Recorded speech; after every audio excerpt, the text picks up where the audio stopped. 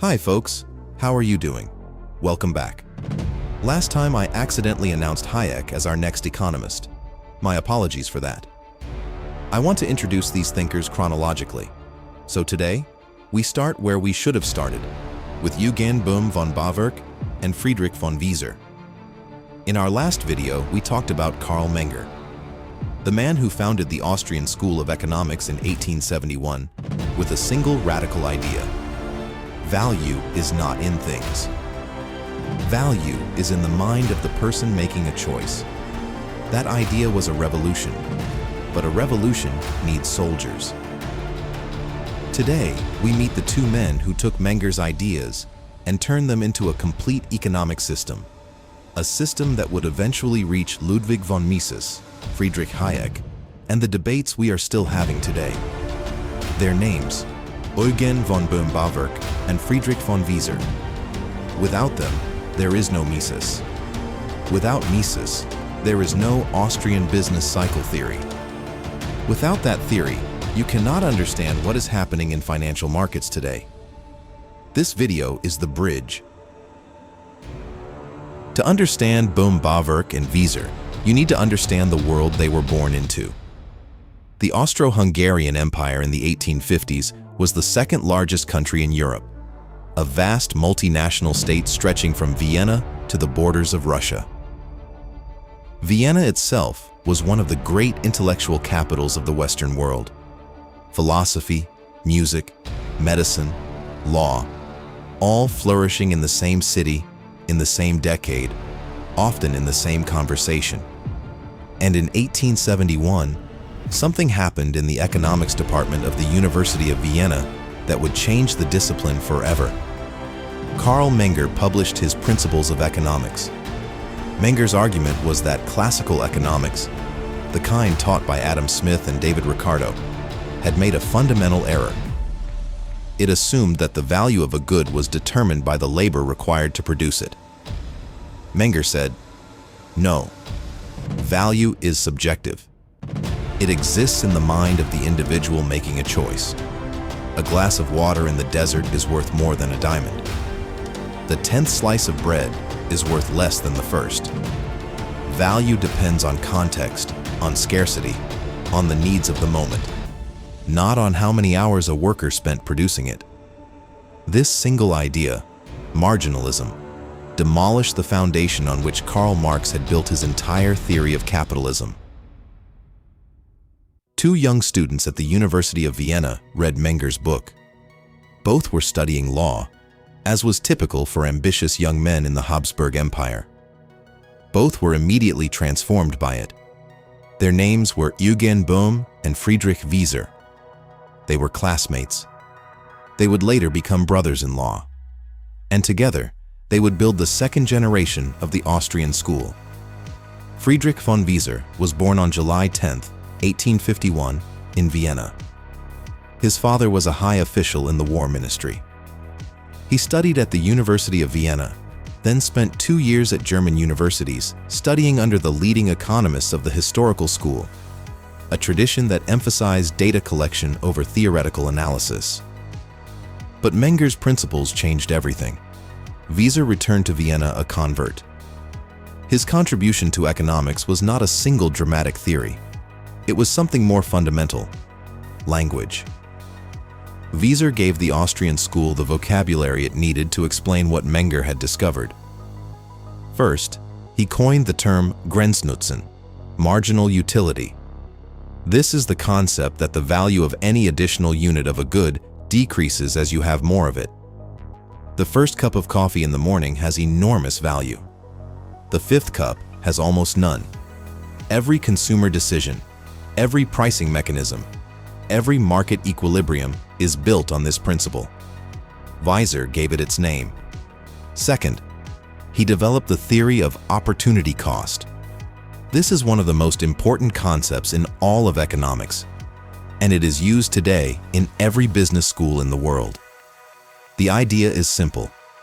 The true cost of any decision is not the money you spend. It is what you give up. If you spend an hour watching television, the real cost is not zero. It is whatever else you could have done with that hour. If a government spends €1 billion on a stadium, the real cost is the hospital, the school, the road that was never built instead. Wieser showed that cost is not a production phenomenon. It is a choice phenomenon. And that insight fundamentally undermined the classical economists' belief that costs were objective and measurable. Third, Wieser succeeded Carl Menger in the chair of political economy at the University of Vienna in 1903. He became the teacher of the next generation, including a young student named Friedrich Hayek. And in 1917, at the collapse of the Habsburg Empire, Wieser served as Austria's last Minister of Commerce. He saw the end of the world he had theorized about. He died in 1926, just as the next crisis was beginning to build. If Wieser gave the Austrian school its language, Böhm-Bawerk gave it its word. Eugen von Böhm-Bawerk was born on February 12, 1851, in Brno, then part of the Habsburg province of Moravia, today in the Czech Republic. He studied law at the University of Vienna, where he met Wieser and encountered Menger's work. After completing his doctorate in 1875, he spent years studying economics at German universities, and then returned to Austria to build something that Menger had left unfinished: a complete theory of capital and interest. His masterwork was a 3-volume series called Capital and Interest, published between 1884 and 1889. The first volume was a devastating historical survey of every previous theory of interest and why each one failed. The second volume, The Positive Theory of Capital, contained his most important contribution. Böhm-Bawerk's insight was this: production takes time. This sounds obvious, but its implications are enormous. When a factory owner builds a machine, he is making a bet on the future. He is using resources today, labor, materials, energy, to create something that will only produce output months or years later. That waiting, that patience, that willingness to defer consumption is the essence of what capital is. And because people naturally prefer to have things sooner rather than later, what economists call time preference, the person who waits for a future return must be compensated. That compensation is interest. Interest, Böhm-Bawerk argued, is not exploitation. It is the price of time. This was a direct attack on Karl Marx. Marx had argued in Capital that profit and interest were forms of exploitation, that capitalists extracted value from workers by paying them less than the full product of their labor. The surplus, Marx said, belonged to workers. Böhm-Bawerk demolished this argument systematically. He showed that capitalists do not exploit workers, they accommodate them. A worker building a house will not receive payment when the house is sold, months or years in the future. He needs to eat today. The capitalist pays the worker today, in advance, taking on the risk and the weight. Interest is the price of that service. The argument was so thorough that leading Marxist economists, including Rudolf Hilferding, attended Böhm-Bawerk's seminars specifically to argue against him.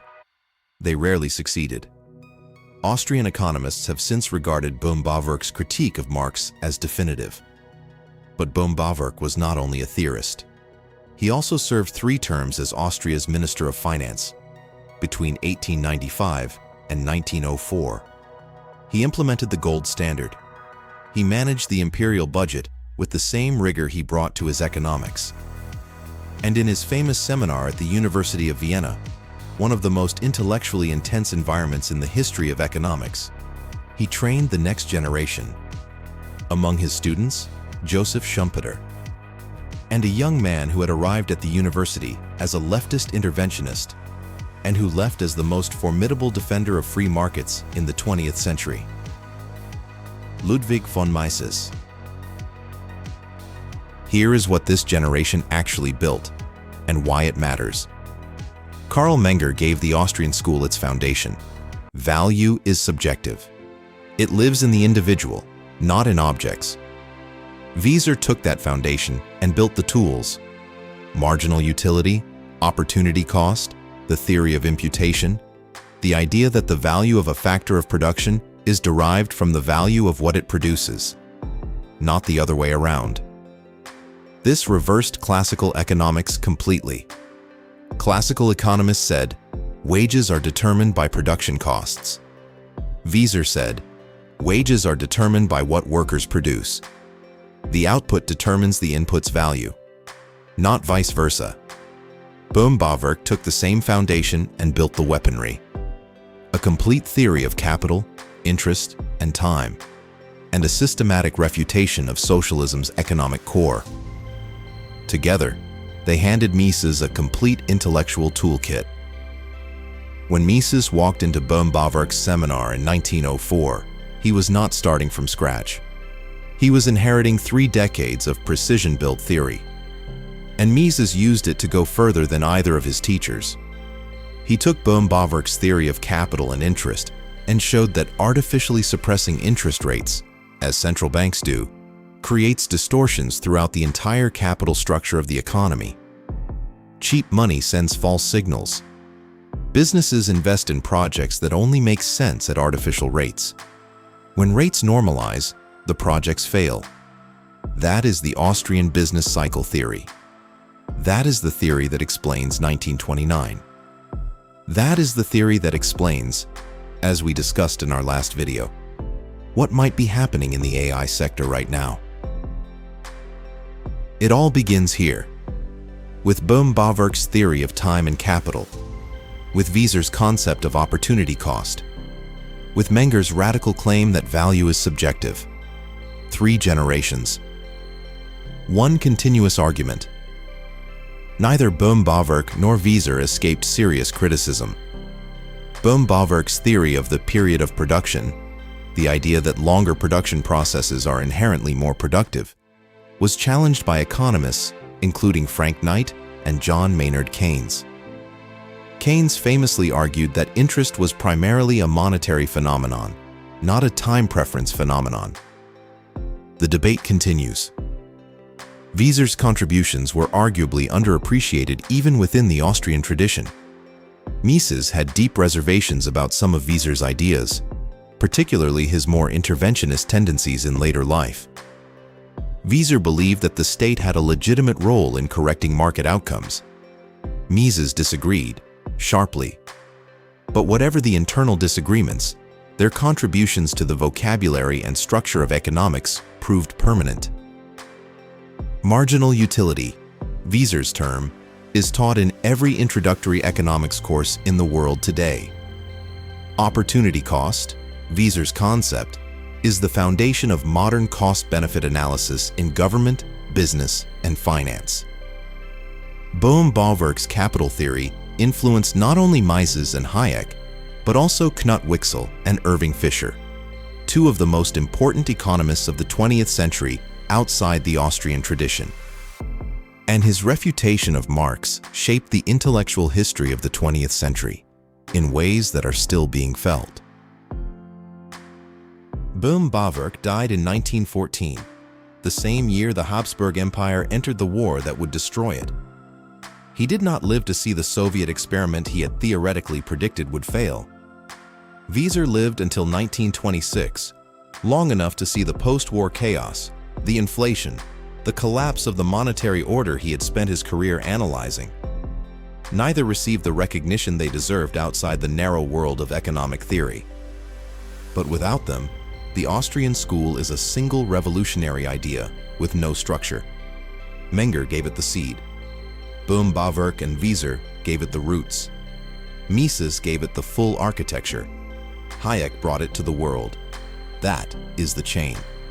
And now you understand it. Next week, Ludwig von Mises, the man who took everything these 2 built and used it to show why socialism cannot work. Not won't. Cannot. See you then.